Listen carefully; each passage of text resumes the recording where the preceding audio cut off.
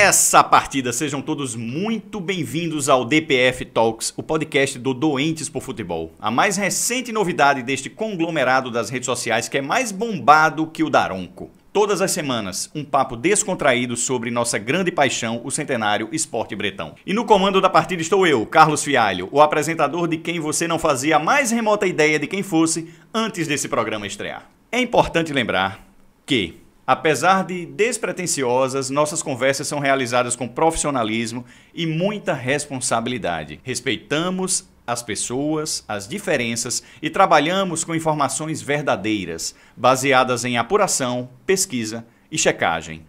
Como é quando se cria conteúdo do jeito certo. E hoje temos conosco uma convidada muito especial, ela que é, na minha opinião, uma das 3 pessoas que eu mais gosto na narração esportiva atualmente. Renata Silveira, seja muito bem-vinda. Oi, Carlos, tudo bem? Que honra, hein? Com essa abertura aí no seu top 3. Legal demais. É um prazer estar aqui, contar um pouquinho da minha história, falar sobre o futebol, enfim, tudo que a gente vai falar aqui hoje. Estou muito honrada de participar aqui com vocês, acompanho já, principalmente pelo Instagram, há um bom tempo. Ah, que bom, que bom. A pergunta protocolar que eu faço para todos os convidados, você é uma doente por futebol, Renata? Acho que eu já fui mais, hein? Principalmente quando antes de trabalhar com futebol. Já fui muito doente de futebol, doente de torcida, de gritar, de fazer loucura pelo time. Mas depois que a gente começa a trabalhar com futebol, né, a parada fica diferente. Então hoje eu não me considero muito doente não, mas já fui bastante. Esse é um assunto recorrente, assim, que eu falo até com meus chefes aqui do Doentes de Futebol, assim, se a paixão deles se mantém inalterada após ter que lidar com isso profissionalmente todo dia, ter uma frieza, um distanciamento, porque como eles se relacionam às vezes até com jogadores, com profissionais de um clube, se eles continuam amando com o mesmo ardor o clube original deles, né, ou acaba gostando de mais gente, enfim, é uma questão que eu ainda sou bem doente, assim, eu espero que eu não perca esse elan. Você é educadora física, não é, Renata? Isso, eu me formei em educação física, sempre fui apaixonada por esporte, não só por futebol, né? Tenho um vínculo também muito grande com a dança, tenho uma academia de dança, então dança e educação física sempre estiveram lado a lado. Na hora de escolher ali a faculdade, eu optei pela educação física muito pelo fato de não ficar só limitada à dança, porque tinha a opção de fazer a faculdade de dança também, mas também de ampliar o leque, de ter outras opções. Pronto, eu vou fazer uma apresentação breve aqui sua, tá?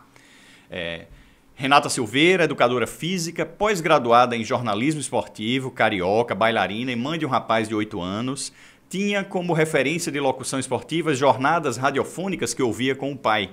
Em 2014, resolveu participar de um concurso da Rádio Globo do Rio chamado A Garota da Voz. E ela foi, viu e venceu. Sobre o episódio, declarou que sua participação foi despretensiosa, pois não levava a sério seguir carreira de narradora, talvez porque não tinha referências de outras mulheres narrando. Corta para 2022, 2 Copas depois, ela é a referência das futuras narradoras do país que queiram seguir a carreira. Trabalhou no Fox Sport, no Sport TV e já fez história ao se tornar a primeira mulher a narrar uma partida em TV aberta no Brasil. Agora está prestes a se tornar a primeira mulher a narrar uma Copa do Mundo para a TV aberta brasileira. Renata, agora que já falei tanto sobre você, fale agora você um pouco sobre você. O que você fazia como jornalista antes das primeiras narrações? Adorei esse resumo, vou até roubar esse resumo aí. Então, antes de eu começar a narrar, eu fiz muito pouco. Eu já comecei narrando, né? Eu queria ter sido repórter, queria ter experimentado uma redação, sabe? Ter vivido outras coisas, mas realmente foi tudo do nada e de forma muito despretensiosa, como você falou anteriormente.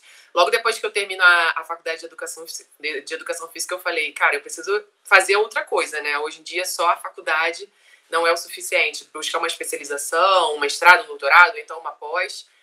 E ali com muitas dúvidas ainda no que fazer, né? A televisão sempre me chamou muito a atenção, sempre tive muita vontade de trabalhar. E tentei juntar os dois, esporte com TV, eu pensei, jornalismo esportivo. Aí comecei a pesquisar sobre pós-graduação e quando eu estava fazendo a pós-graduação, eu tive uma oportunidade em uma rádio e tive a oportunidade também, na época eu acho que era Facebook, mais que a gente usava, nem sei se era Orkut, não lembro, mas não tinha Instagram ainda, o YouTube não era tão usado como a gente usa hoje em dia, mas O Bendito Seja o Futebol, ele existe até hoje, né? Então é um grupo formado pelo Douglas, que é o único homem, porque são todas mulheres, né? Setoristas, as meninas que cobrem futebol internacional. Hoje tomou uma proporção muito maior do que quando eu estava fazendo. Então foram as duas oportunidades que eu tive assim antes de começar realmente na narração esportiva. Foi numa rádio, que eu entrava ao vivo, não só para falar sobre esporte, mas para falar sobre notícia do dia, tragédia, enfim, um monte de coisa. E no Bendito Seja o Futebol, onde eu tinha muita liberdade de fazer o que eu queria e levar as ideias e tudo mais. Eu não era setorista de nenhum clube, eu tinha um quadro... isso é muito legal eu falar aqui agora, porque o nome do quadro era Loucas por Futebol. E aí é super parecido, né, com as redes sociais de vocês. E a gente trazia entrevistas de mulheres que faziam loucuras pelos seus clubes, né? Seja dentro do estádio, sei lá, fazendo alguma viagem. Enfim, agora não vou lembrar tudo, mas tem tudo isso ainda lá no YouTube. Outro dia eu estava revendo um pouquinho, relembrando. E aí começou do Rio, a gente conseguiu fazer as entrevistas com as meninas aqui do Rio, né? Então tem muita entrevista com torcedora do Flamengo, do Fluminense, do Botafogo, do Vasco. Então ali foram as primeiras experiências que eu tive. E logo depois apareceu o concurso da Rádio Globo. Então, assim, eu não fiz praticamente nada. Não fiz praticamente nada antes de começar a narrar dentro do jornalismo esportivo, né? E você já começou narrando Copa do Mundo, já estreou no auge. Nem sei se isso é bom ou ruim, porque eu sei que os caras que estão aí há milhões de anos, eles demoram sei lá quantos anos na carreira de narrador para chegar numa Copa do Mundo, né? A Copa do Mundo é um filé mignon, é onde todo mundo quer estar. O cara narra Série D, Série C, Série B, Série A, aí um dia ele vai chegar lá na Copa do Mundo. Então foi uma experiência muito legal, ao mesmo tempo uma responsabilidade muito grande, né? Porque é um evento que está todo mundo acompanhando, é um evento que não só as pessoas que são doentes por futebol acompanham, né? Qualquer pessoa gosta de assistir uma Copa do Mundo, independente de acompanhar o seu time, ter um time ou não. Tem gente que não tem time de futebol, às vezes pergunta, só falar, sou Brasil. Então, as pessoas que falam sobre o Brasil estão ali curtindo uma Copa do Mundo e não necessariamente todo mundo que gosta de futebol, né? Então, foi uma experiência legal. Foi Costa Rica e Uruguai, a primeira zebra daquela Copa do Mundo. Costa Rica meteu um gol 3-1. Eu tenho vergonha, inclusive, dessa narração.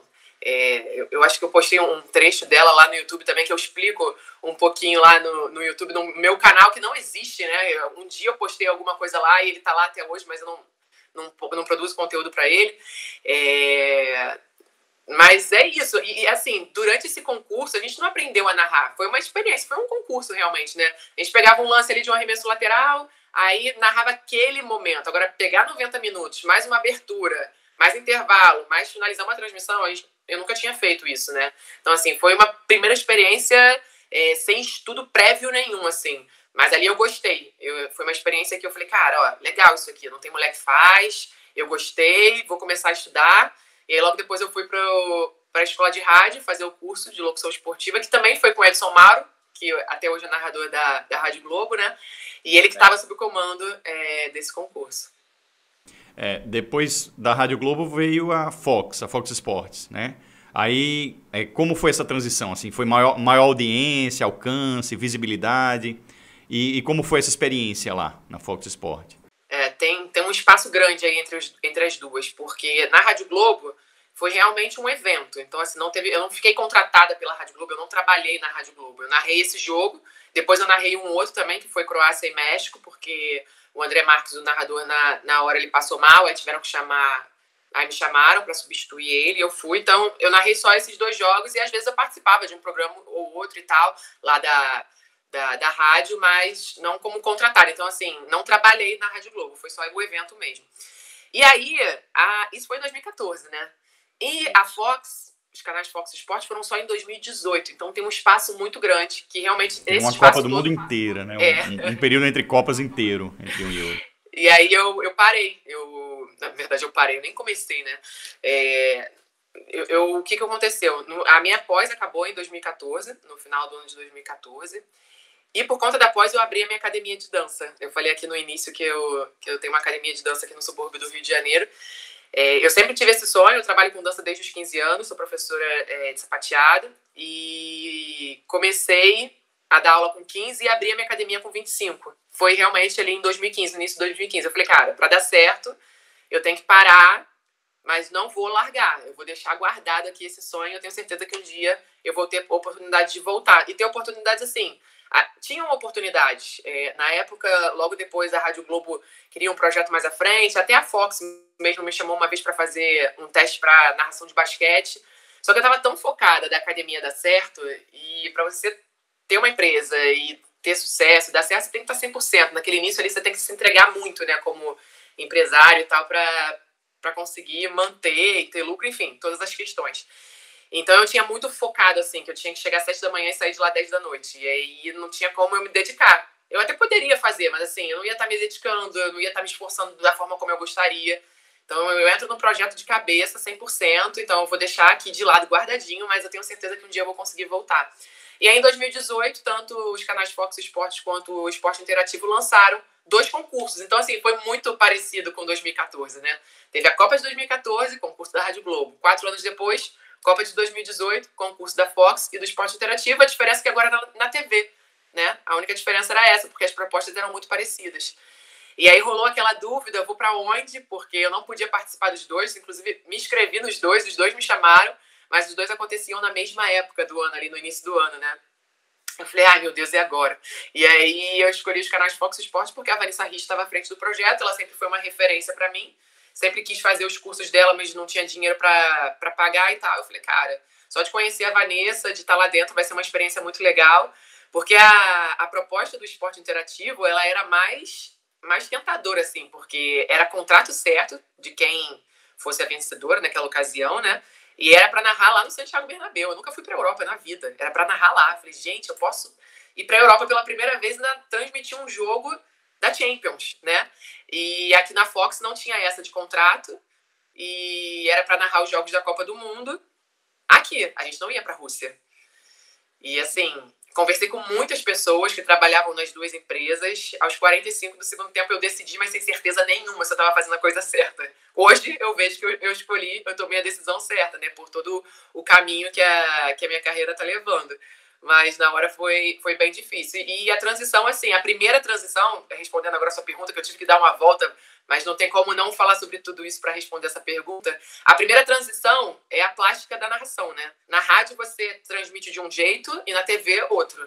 Quando você está transmitindo na rádio, você tem que falar tudo ali porque as pessoas estão sem imagem. Então, todos os detalhes, tem a velocidade da fala, até o arrastado, né? Na forma de falar. E na televisão é completamente diferente. Então, o trabalho de fono, principalmente nesse começo, assim, de entender tudo isso, falar apenas o necessário, falar o que as pessoas não estão vendo, né, para você não ser muito óbvio o tempo todo ali. Então, a primeira coisa que eu tive que aprender foi essa, assim. E é tudo na prática, né, não tem jeito. A gente vai evoluindo e vai ficando melhor a cada transmissão.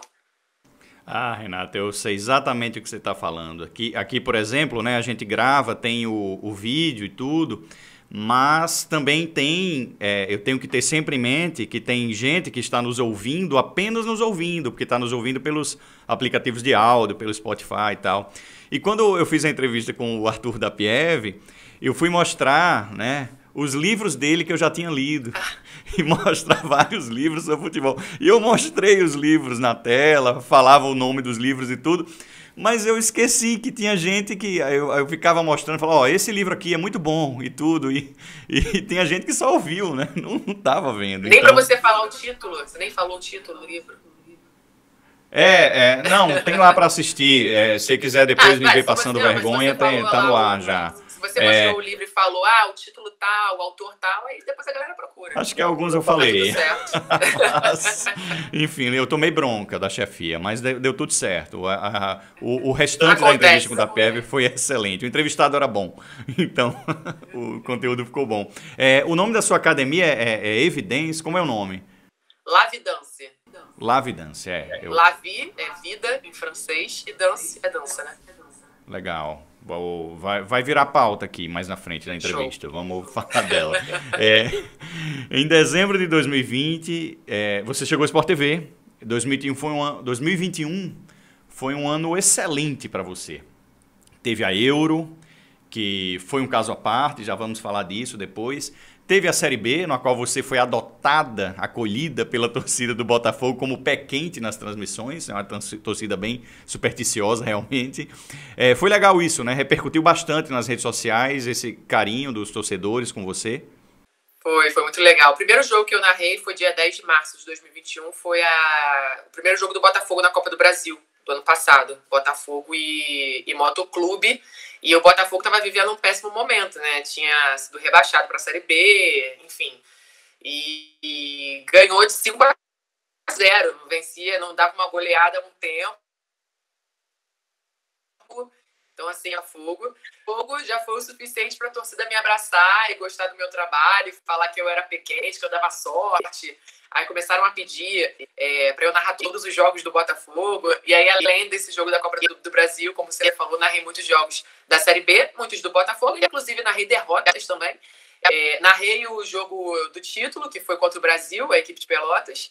E é legal demais esse carinho, né? Porque hoje em dia, rede social, a gente recebe tantas críticas, tantas mensagens de ódio. Quando a gente tem um carinho assim, a gente fica até mal acostumado, né? Então, assim, realmente é muito legal esse carinho da torcida do Botafogo. Agora tem um carinho da torcida do Inter também, depois do gol do D'Alessandro, o último gol da carreira do D'Alessandro que eu narrei. Foi legal, foi especial também. Recebi muitas mensagens dos torcedores, agradecendo a emoção que eu coloquei na hora de narrar, né? Então foi bem especial. E você terminou o ano sendo a mais votada no prêmio Notícias da TV, como melhor narradora de 2021. Você faz ideia do que uma conquista dessas representa, né, numa sociedade tão patriarcal e mais ainda num meio tão estruturalmente misógino, né, como é o futebol? Foi muito legal, o troféu tá até ali na estante, que eles mandaram para cá. Fiquei muito feliz e surpresa ao mesmo tempo, né? Eu acho que é uma virada de página na história da narração esportiva, porque como em 2014 eu já tinha narrado um jogo, a Luciana Mariano, lá atrás nos anos 90, já tinha narrado outros jogos também, é a narradora da ESPN há alguns anos, mas na TV aberta ainda... Quer dizer, tem a Isabelle também na TV aberta. Às vezes a gente até se confunde. Eu falei, gente, a gente tem que escrever um livro, a gente tem que ter uma linha do tempo, porque a gente faz história o tempo todo, né? E aí, para não errar quem foi a primeira que fez isso, quem foi a primeira que fez aquilo, a gente tem que ir escrevendo bonitinho. Então, e todas nós, a gente sempre se fala, a gente tem um grupo legal, assim, né? Uma sempre apoiando a outra e comemorando a conquista, né? Sempre uma da outra. Então, a Isabelle na Band, na TV aberta, com futebol feminino. Aí eu agora com futebol masculino na TV aberta também. Então, são muitas conquistas. E não é uma conquista só minha, né? Como eu falei, é de todas as mulheres, e não só das narradoras. Das mulheres que trabalham com esporte, das mulheres que pensaram em trabalhar e não tiveram nenhuma referência e por isso desistiram. Enfim, e aí se a gente for para outras áreas também, sem ser o jornalismo esportivo, a luta é grande há muito tempo, né? Então, hoje a gente já tem algumas referências nos principais canais de TV e em diversos lugares, é muito legal. Eu vejo que você trabalha muito bem em suas redes sociais, você consegue gerar um conteúdo muito positivo, muito bacana, muito legal, estimula interações interessantes, legais. Eu já venho fazendo essa análise há um tempo, desde que a gente quer lhe entrevistar. Mas, fora isso, o que eu vejo é que as mulheres na crônica esportiva, né, e falando um pouco ainda dessa temática de conceitos pré-estabelecidos, de misoginia também, sofrem, às vezes, críticas descabidas e despropositadas e nada a ver pelo simples fato de não serem homens, né? De um público ser habituado a só ver homem narrando, comentando e tudo. Então, a gente vê muita coisa que eu tenho certeza que não aconteceria se fosse um profissional homem. Quais são alguns clichês machistas dos quais vocês são vítimas, né? Eu já vi, por exemplo, a Mari Spinelli, da ESPN, reclamando assim que às vezes ela é elogiada por ser bonita, assim, tipo, ela não é esse o propósito, né? E a Ana Thaís Matos também, eu vi uma vez uma postagem dela, ela falando que ela costuma ser, quando querem, às vezes, depreciar ou criticar mesmo o trabalho dela, costumam comparar com outras mulheres, assim. Então, isso é um clichê que ela falou que é fruto dessa misoginia, assim. Enfim, a pergunta tá longa demais, Renata. Não, mas é isso mesmo. Eu acho que a gente tá incomodando muito, né? Essa é a grande verdade. A gente tá incomodando muito. A gente já ocupou esse espaço. Não tem mais a opção assim, não vai, daqui a um tempo não vai ter mais narração feminina. Não, a gente já chegou, já ocupou esse espaço e é isso, sabe? E não gostar da minha narração ou de qualquer outra narradora não tem problema nenhum. Tem gente que, às vezes, no início eu ficava vendo as críticas e tal, aí eu comecei a abrir o Instagram dos narradores e as pessoas estavam lá criticando também. Eu falei, cara, relaxa, né? Tipo, até os caras que são referência aí são criticados o tempo todo. Quem sou eu pra querer agradar todo mundo? Então acho que o primeiro ponto é esse. Só que o ponto aqui não... vai ficar redundante agora, né? O ponto que a gente tá falando aqui não é esse, né? Do gostar ou não gostar. É o do respeitar, desrespeitar, ofender. Isso que pesa bastante, assim. Então, eu sempre falo, cara, não tem problema nenhum não gostar do meu trabalho, tá tudo certo. Tem gente que fala mal dos caras que eu admiro pra caramba, então, assim, tá tudo bem. Isso aí eu levo numa boa. Agora, realmente, a gente tá incomodando muito e tem muita gente que não aceita. Só pelo fato de você ser mulher, independente de você ser competente ou não. Mas se você é mulher, se você tá falando de futebol, cara, sai daí, vai sentar no sofá e assistir o jogo, vai lavar uma louça. Então, assim, eu já ouvi e li de tudo e todos os dias, assim. Eu devo bloquear umas 20 pessoas por dia em Instagram, em Twitter. E às vezes eu não tô nem narrando. Quando eu narro, tem mais mensagem, né? Mas às vezes eu não tô fazendo nada, tô de folga, tem mensagem chegando. Eu falei, gente, até hoje que eu tô de folga, não tô fazendo nada.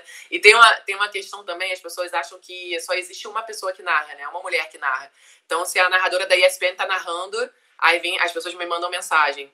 Sai daí, que narração horrível. Não sei. Se estão narrando lá na China, as pessoas acham que sou eu que tô narrando. Pelo amor de Deus. E às vezes até confundem com as comentaristas, né? Então, assim, e aí você vê como as pessoas colocam sempre o fato de ser mulher e não ser a Renata, ser a Joana, ser a fulana, ser a ciclana. Entendeu? Então, o problema não é a Renata, o problema é a mulher Renata. Essa é a questão. E a gente vê muito isso nos comentários. A pessoa não vai lá e critica o meu trabalho. Por exemplo, a pessoa ela não vai na minha rede social, mas ela faz um post aleatório nas redes sociais dela. Ela, ao invés de falar mal do meu trabalho, ela vai falar mal das narradoras. Como se todas fossem iguais ou como se todas tivessem o mesmo estilo. Só porque para ele ou para ela, porque a gente tem essas mensagens de ódios vindo de mulheres também, não só de homens, porque é uma mulher ali trabalhando. Então, assim, acaba juntando tudo no mesmo pacote e ofendendo ou falando mal, enfim, analisando ali o trabalho, não de uma narradora específica, mas de todas as mulheres, né? Como se todas fossem a mesma pessoa. Então, acho que tem esse primeiro ponto e ali eu vejo o machismo aparecer muito, né? Grita muito o machismo nessas ofensas, porque às vezes as pessoas comentam, aí falam assim, é melhor tu sair daqui, porque senão vão falar que é mimimi, vão falar que você está sendo machista, só pelo fato de você estar falando que não gosta isso ou aquilo. Mas na verdade porque você não está falando do trabalho específico daquela pessoa, você está falando das mulheres. Então a gente observa muito isso nos comentários da maioria das pessoas, né? Uns ou outros vão ali e falam, Renata, isso, isso, aquilo. Outros, a maioria não. As mulheres que narram são isso, isso e aquilo. A voz feminina não combina com futebol. Essa que eu mais escuto. Voz feminina não combina com futebol. Como se tivesse uma voz, né? Essa voz aqui é a voz padrão do futebol. Cara, eu, sei lá, eu quando comecei a narrar em 2014, eu nunca tinha escutado uma mulher narrar. Eu não conhecia a Luciana, nunca ouvi uma mulher narrar futebol. Então, assim, em 2014, eu tinha 23 para 24 anos. Em 23 anos da minha vida, eu nunca ouvi uma mulher narrar. Aí você imagina, um cara que tem 70 anos, 80 anos, 90 anos, uma pessoa de 50 anos, realmente, não é normal. Você ficou a vida toda ouvindo uma voz masculina gritar gol e comandar uma transmissão. Ok, não é normal. E tudo que não é normal, a gente sempre tem uma certa tendência a estranhar, a evitar numa primeira oportunidade, né? Até você experimentar e gostar, enfim. E isso aí, ok. Só que as pessoas não querem dar essa oportunidade de experimentar e ouvir um jogo. Muita gente que me critica, a vontade às vezes de perguntar, cara, você já ouviu uma transmissão completa, sabe? Às vezes a pessoa pega um gol, um negócio, um link, e mal ouviu a transmissão, nem sabe, tá avaliando ali teu trabalho e só quer ali realmente te colocar para baixo, ou então te criticar. Enfim, a gente tem que saber lidar muito bem com isso, né? Eu já entendi que faz parte É óbvio que a gente não gosta, né? Você vai ler ali alguém te criticando, falando mal de você, te ofendendo. É óbvio que é muito ruim, mas eu levo muito bem isso, sabe? Bloqueio, excluo, tchau, vida que segue, luz para aquela pessoa na vida. E é isso, e faz parte. Eu já entendi que eu vou apanhar bastante a minha vida toda para que outras gerações que vão chegar lá para frente vão sofrer menos. E é isso aí, esse é o caminho. Sobre isso, né, que a gente falou, eu acho que cabe até aqui falar um pouquinho, muito rapidamente, sobre a gente vive um período de transição, de desconstrução de muita gente, e eu sei que o público que nos ouve é essencialmente um público muito masculino, em sua maioria. Eu acho que fala-se muito hoje em lugar de fala, essas coisas. E nós homens, naturalmente, temos que, sobre esses assuntos, parar e ouvir um pouco para aprender. E aprender mesmo sobre a dinâmica da sociedade, sobre a evolução das pessoas, sobre a evolução das relações, sobre conquista de espaços que antes eram restritos e que devem, sim, com a evolução da sociedade, ser democratizados. E eu acho que o nosso papel mais forte aqui seria sempre que a gente vir, seja num grupo de WhatsApp temático de futebol, de torcedores e tudo, alguém se manifestando de uma forma machista e que você consiga perceber aquela análise, né, como machista, aquele comentário como machista, você dizer, não, mas por que você está fazendo essa crítica? É uma crítica meio genérica e tal. Será que você não está fazendo só pelo fato da estranheza, da novidade, por não ser acostumado a ter mais narradoras como referência? Enfim, eu acho que, no caso, falando agora, me dirigindo a você, amigo internauta, que está nos ouvindo, nos assistindo, cabe a nós tentar crescer, aprender, evoluir e combater os nossos próprios amigos quando eles, às vezes inconscientemente, mesmo de uma forma estrutural, caírem na armadilha do machismo mesmo, de fazer uma crítica gratuita simplesmente porque eles acham estranho, não são acostumados ainda. Mas, seguindo adiante, e a estreia na Globo, Renata, na TV aberta, como foi a repercussão disso? Porque as pessoas não têm muita ideia, né? Mas a TV aberta é uma multidão assistindo, porque você realmente fez uma evolução, foi da rádio para a TV, uma TV vista em todo canto, nacional, e depois para a TV aberta, né? É muita gente falando com você, redes sociais bombando, teve isso? Foi um momento especial que eu não esperava, né? Na verdade, 2 momentos foram muito especiais. Quando o Sport TV me contrata, eu não achava que a Globo já ia ter tão rápido assim uma narradora. E depois, quando eu faço a minha estreia, né? Em menos de um ano, foi dia 9 de fevereiro, isso. A Supercopa Feminina, 9 de fevereiro desse ano. Futebol feminino, então assim, eu tava mais tranquila, mais confortável, mas claro, nervosa pra caramba, friozinho na barriga, porque é isso que você falou, é completamente diferente, né? O canhão é outro. Tem uma audiência pro Sport TV e Globo, a parada é completamente diferente. E quando você tá falando pro Sport TV, você tá falando pro cara que acompanha futebol, né? É meio naquela pegada que eu tava comentando sobre Copa do Mundo. Quando você tá numa transmissão na Globo, você vem de uma audiência ali da galera que tava assistindo novela, sessão da tarde, dependendo do horário do jogo, né? Então, logo depois do jornal. Então, imagina o senhorzinho, né, terminando a novela, aí aparece uma mulher lá na frente dele para narrar um jogo de futebol. O que é isso, gente? Ninguém preparou ele ali para aquela novidade? Como é que é isso? Então, foi um momento muito especial, assim, de um alcance maior, né? A nível nacional e tudo mais. Eu fiquei muito feliz. O jogo foi bom, foi um primeiro jogo muito legal. Depois eu fiz o jogo da final da Supercopa Feminina, que foi Corinthians e Grêmio, domingo de manhã, dentro do Esporte Espetacular. Foi bem legal também, na verdade, na sequência do Esporte Espetacular, né? O Esporte Espetacular acabou, logo depois a gente seguiu. E aí eu fiz a minha estreia no futebol masculino, Botafogo e Ceilândia, Copa do Brasil, numa quarta-feira à noite. E agora, no último domingo, narrei Fluminense e Fortaleza e Fluminense.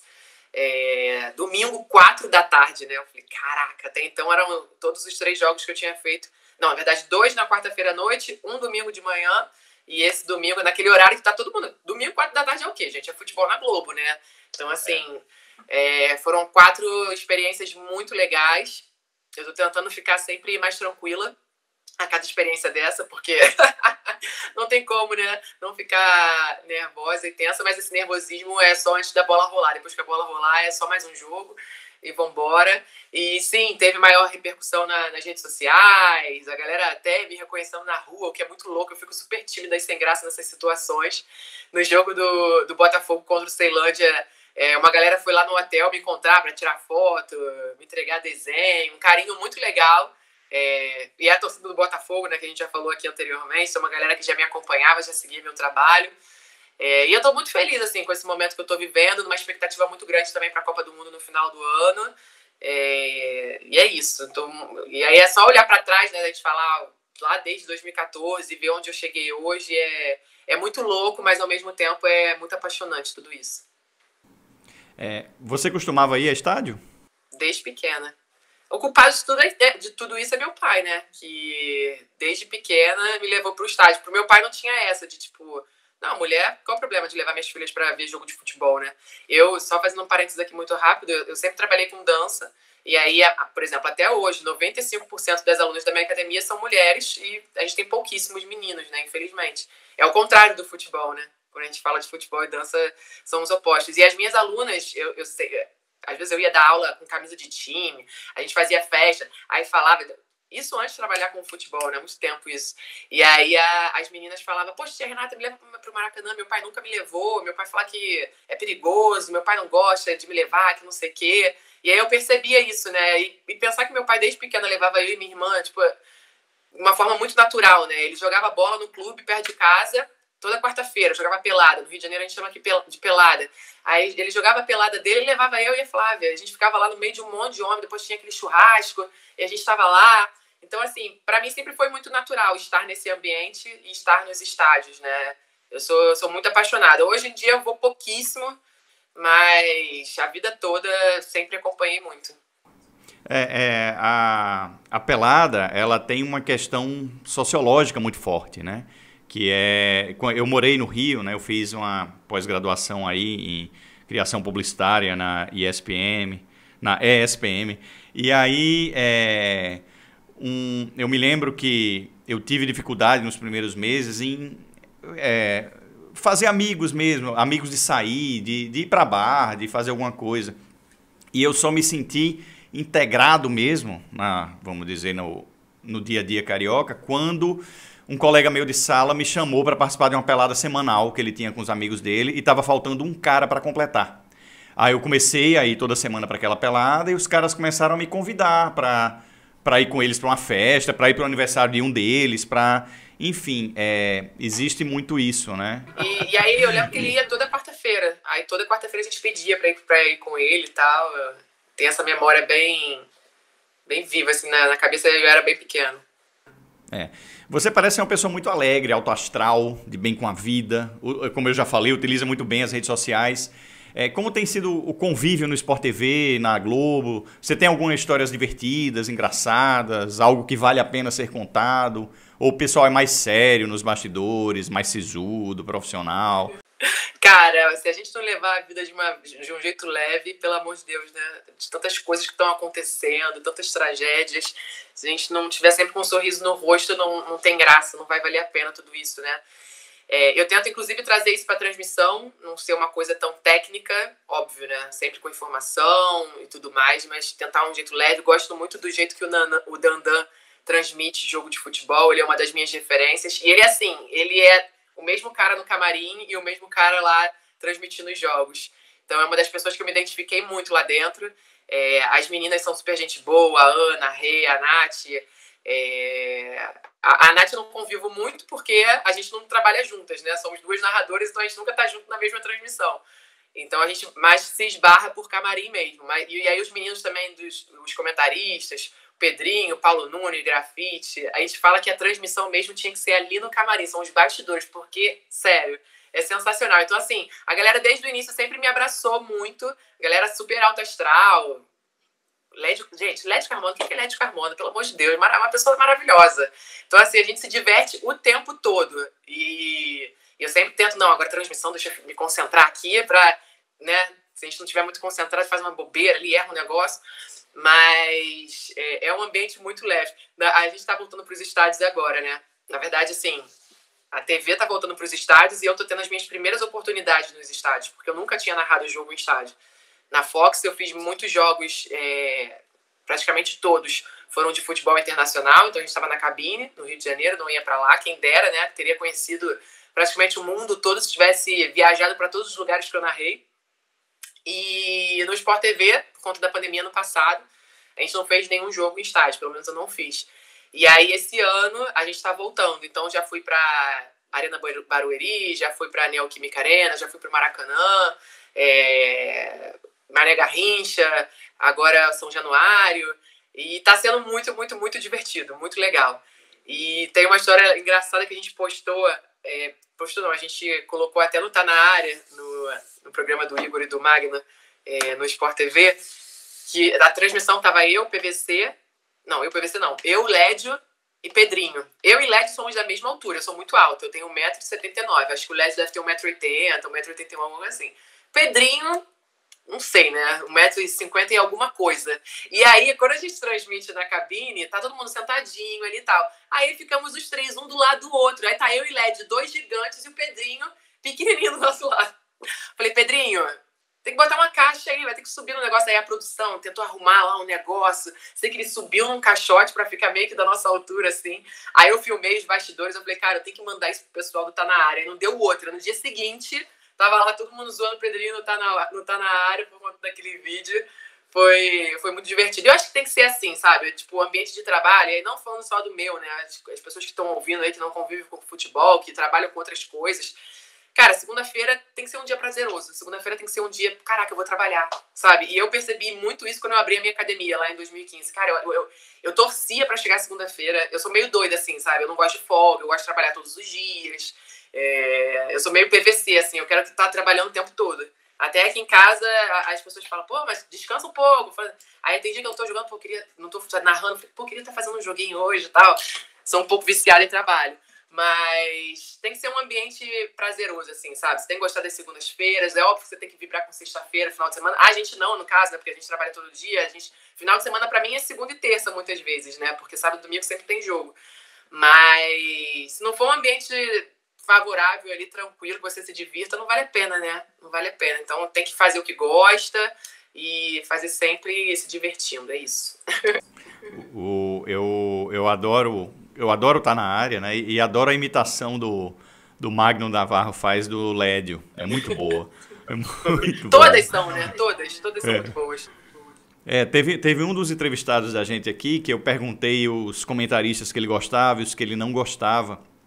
E um dos que ele foi falar, eu não lembro se bem ou mal, realmente eu não lembro, do Pedrinho. Aí ele foi falar do Pedrinho, eu acho que o Pedrinho eu não posso criticar, ele tá muito forte.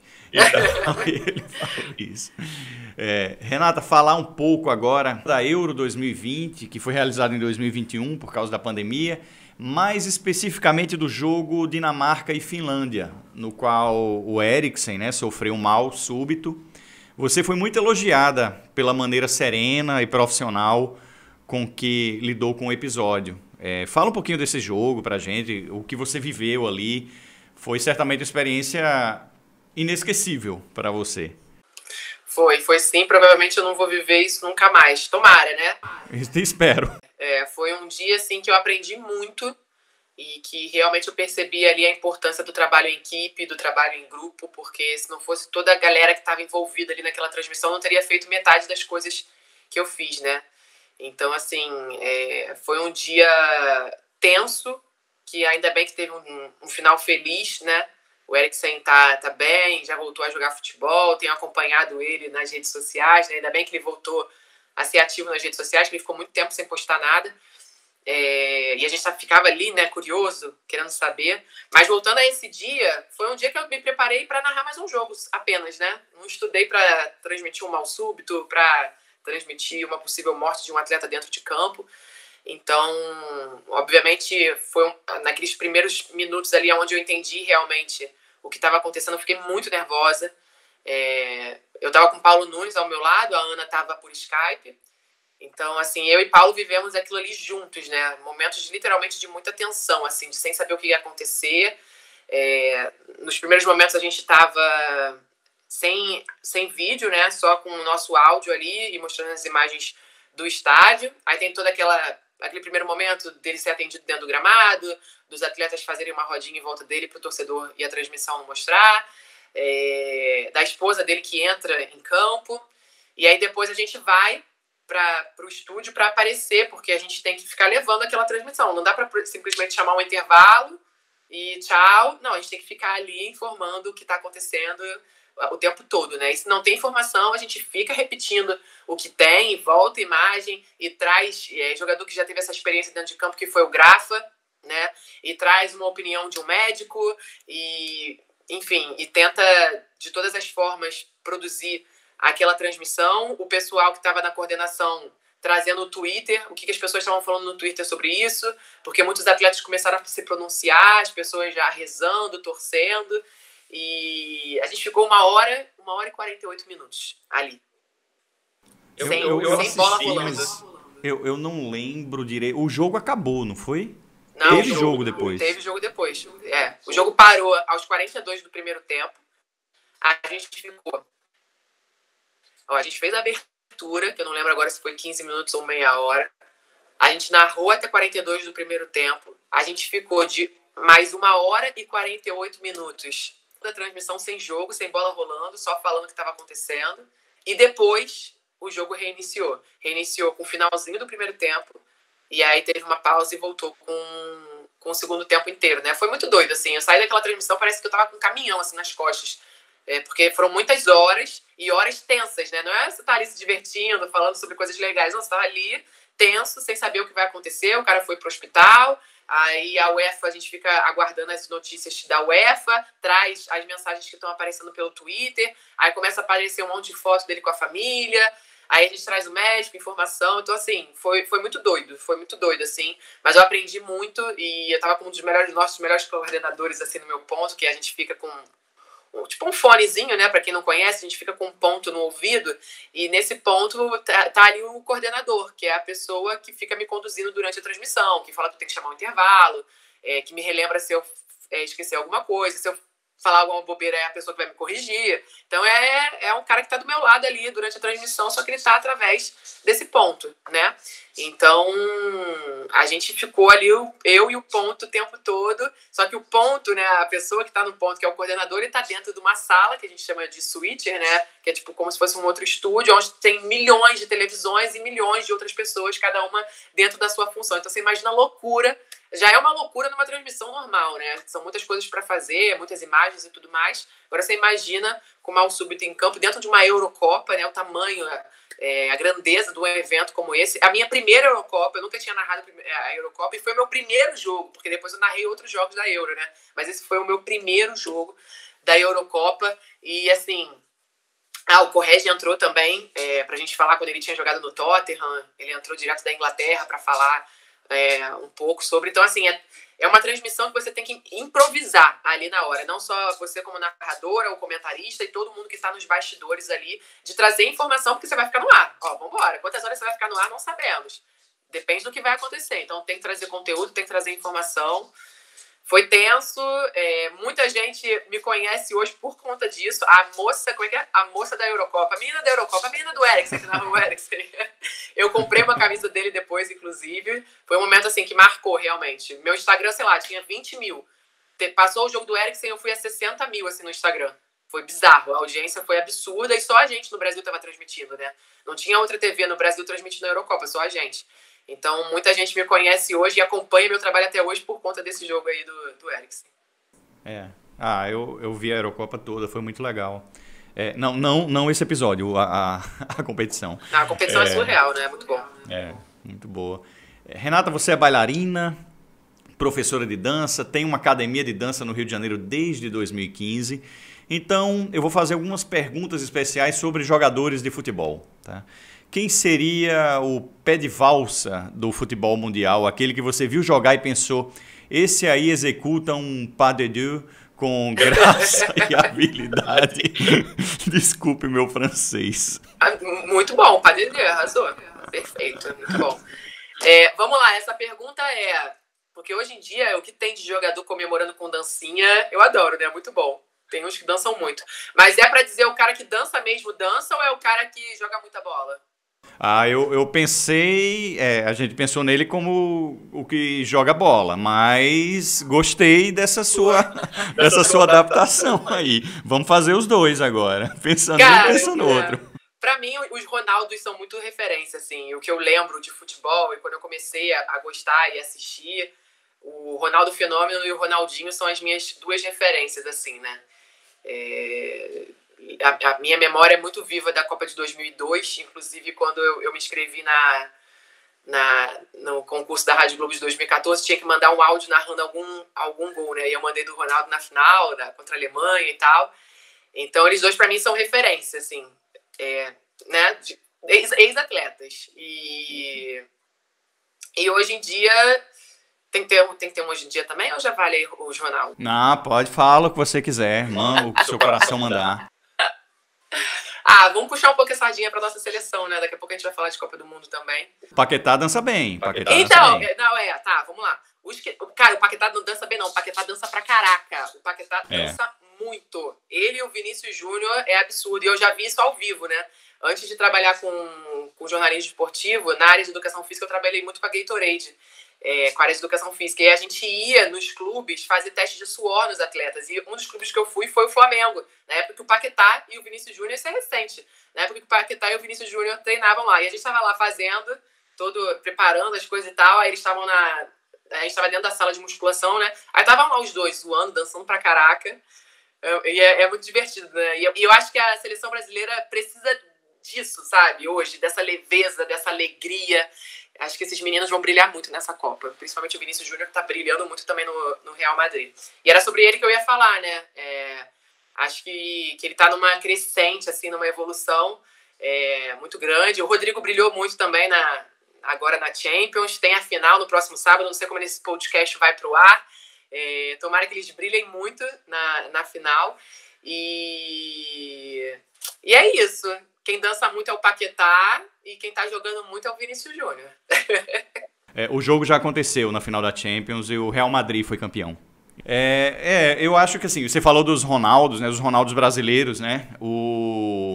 Eu tenho certeza que o gaúcho, ele manda bem nos dois, assim. Tanto joga bem, como deve ter muita hora de dança em pista de dança noturna aí, com certeza. Mas enfim, abafa o caso. Vamos fazer outra pergunta aqui. Renata, e quem estraga a coreografia? O time vai para um lado, ele vai para o outro? Ou então é mais duro que cabo de vassoura, né?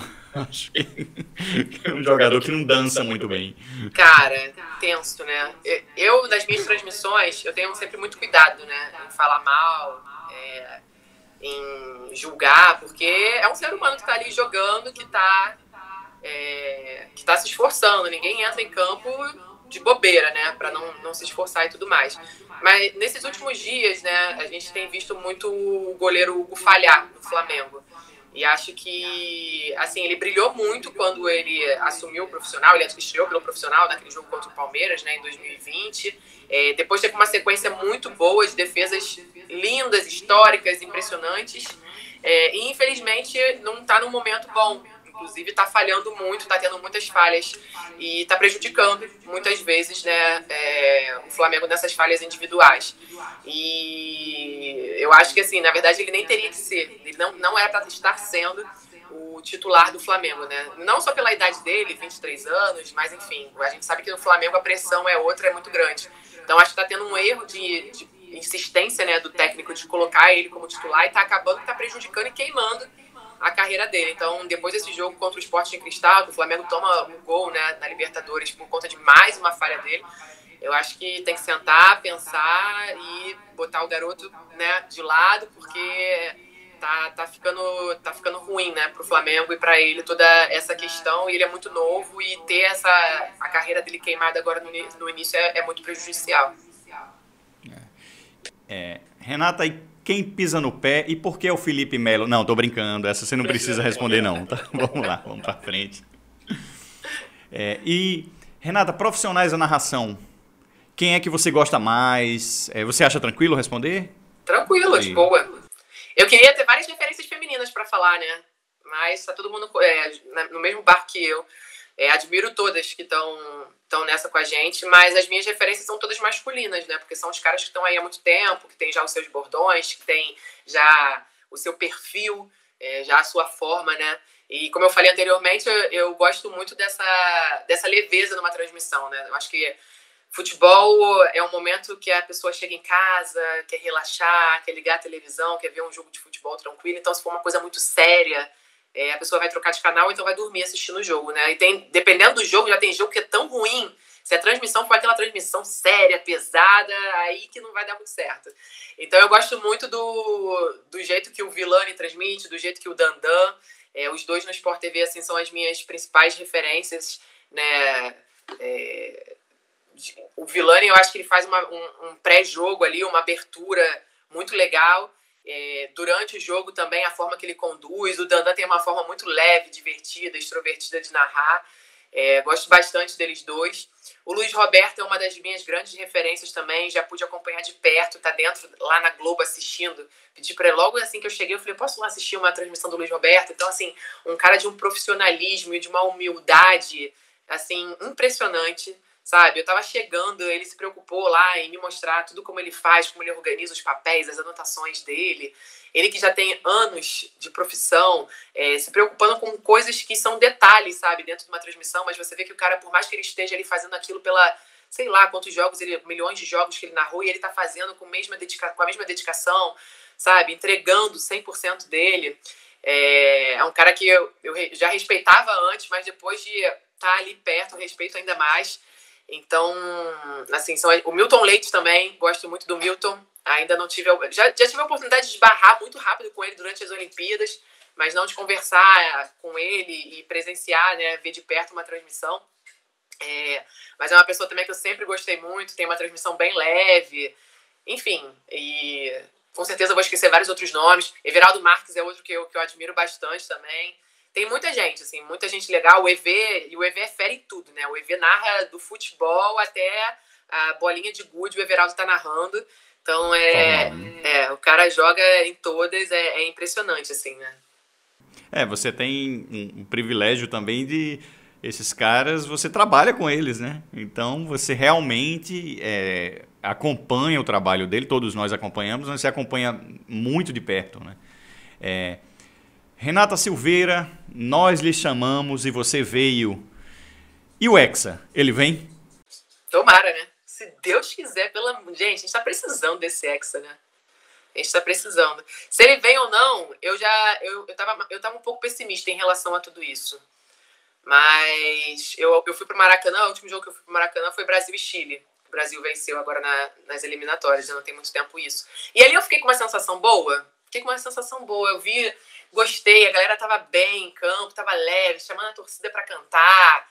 E os garotos, assim, garoto, né? Mas assim, a galera mais jovem, o Vinícius Júnior, os meninos, assim, com alegria de estar, eles estavam felizes de estar ali no Maracanã, sabe? E eu senti essa energia da arquibancada. Eu falei, cara, se a gente for com essa energia aí pra Copa do Mundo, vai dar certo. Porque a gente fala muito de futebol brasileiro, mas acaba que a nossa seleção tá toda jogando lá fora, né? Os caras, a maioria não joga aqui. Praticamente todos eles estão no futebol inglês, estão lá no futebol europeu, né? E estão jogando o melhor futebol do mundo que acontece lá, não é o que é praticado aqui, né? Então, acho que o Tite aprendeu muita coisa na Copa de 2018. E eu fiquei com essa impressão quando eu narrei os jogos de 2018, né? Que, sei lá, acho que o Tite achava que era tipo um campeonato brasileiro de pontos corridos, sabe? Não, Copa do Mundo não tá bem, tira, coloca o outro. E aí ficou muito acreditando em Gabriel Jesus, não tava dando certo. Então acho que agora, ele mesmo já falou que depois da Copa tá fora da seleção brasileira, então é tudo ou nada, sabe? Eu acho que tem que encarar a Copa igual, como ela é mesmo, né? Tipo, encarar como mata-mata ali e vambora. Não tem tempo para erro. Eu acho que Copa do Mundo é muito momento, né? Às vezes eu até enxergo uma panela de manter uns jogadores que não faz muito sentido. Eu acho que é momento. O cara tá no momento bom, é o cara que tem que ir pra Copa, que tá no momento ali artilheiro, de colocar a bola no fundo da rede. E é isso, a gente tem que estar, né? Se nós não estivermos esperançosos e acreditando que o Hexa vem, quem vai estar, né? A gente também. A gente tá bem confiante. Eu acho que o material humano é muito bom. Eu gosto dessa rapaziada jovem. Eles me inspiram confiança, tem vontade, tem uma série de coisas. E é exatamente isso que você falou. Assim, teve um entrevistado que a gente entrevistou aqui anteriormente, né, que a gente bateu papo aqui anteriormente, que foi o Fábio Gomes, e ele fez uma análise de todas as posições e tudo. A gente tem um elenco muito bom, o time muito bom, e além de tudo, o Tite em 2018 ele cometeu erros, exatamente esse que você falou, de não mudar o time na hora em que precisava, que é algo que ele sempre fez nos times dele. Os times dele que foram campeões, né, os clubes, ele mudava durante a competição. Em 2018 ele resistiu muito à mudança. Eu acho que agora ele não faria isso. Nas próprias eliminatórias agora ele mudou muito o time durante as eliminatórias, testando mesmo. E eu acho que o time cresceu agora na reta final, sabe? Cresceu na hora certa, cresceu no ano da Copa. Enfim, a gente é doente de futebol também porque a gente gosta de se iludir também, né? Então, se é de se iludir, que seja com futebol, no DPF a gente está bem confiante. Renata, eu gostaria de aproveitar agora para convidar o nosso amigo internauta que está em casa para seguir o Doentes do Futebol nas redes sociais. Nós estamos no Twitter, no Insta, no Face. Você também pode virar leitor do nosso site com artigos muito interessantes sobre futebol, constantemente atualizado. E, por fim, estamos também nos aplicativos de áudio com esse podcast e no YouTube, com sua versão na íntegra e uma playlist com os melhores cortes. Muito obrigado pela sua participação, Renata. Eu já disse e repito, eu sou seu fã de verdade. Foi realmente muito importante para a gente ter você aqui. E, por favor, eu queria que você falasse para as pessoas o seu destaque final. Pode fazer um convite para acompanhar seu trabalho. O microfone é seu agora para você falar o que você quiser. Primeiro eu queria agradecer a oportunidade, legal demais estar aqui com vocês. Só para destacar também, né? Não falei de Galvão Bueno, e Galvão Bueno não tem como a gente não citar, né? Acho que o Galvão, ele vende emoção como ninguém. E eu acho que esse é o segredo, né? De você estar ali contando uma história e ao mesmo tempo você colocar essa emoção dentro da transmissão. E para mim, quando a gente fala de emoção, ele é referência, né? Não só falando de narração, mas ele transmite emoção de uma forma, assim, que é única, é dele. Queria agradecer a oportunidade de destacar o Galvão que eu não tinha destacado anteriormente e deixar uma mensagem para todas as meninas que sonham um dia trabalhar com futebol, seja narrando, comentando, reportagem, enfim. Que vocês acreditem, que vocês não desistam, que as oportunidades elas vão aparecer. Basta a gente se esforçar, mostrar que a gente tem capacidade, que a gente tem conteúdo também. E é isso, e ocupar esse espaço, essa porta que é aberta, que ela não vai se fechar se a gente chegar e mostrar que a gente também sabe fazer. É isso. Obrigada, um beijo para todo mundo.